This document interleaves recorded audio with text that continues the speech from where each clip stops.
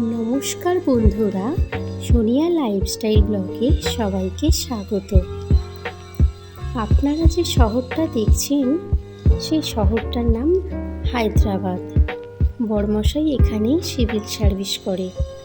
বিয়ের 2 মাস পর আমাকে আর আমার শাশুড়ি মাকে নিয়ে আমার হাজব্যান্ড এখানে চলে আসে।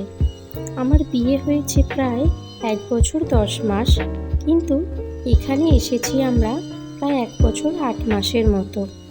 যখন প্রথম এখানে এলাম, তখন আমি ভীষণ এক্সাইটেড ছিলাম, কিন্তু আমার হাজব্যান্ড বলতো তোমার ওখানে ভীষণ দেখবে বোরিং লাগবে।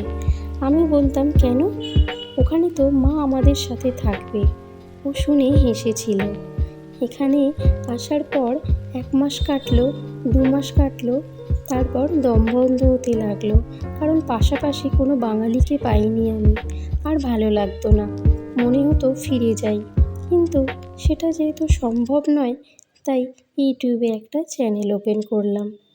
আজ এইটুকুই, দেখা হচ্ছে নেক্সট ভিডিওতে। ততক্ষণ ভালো থাকুন, সুস্থ থাকুন, টাটা।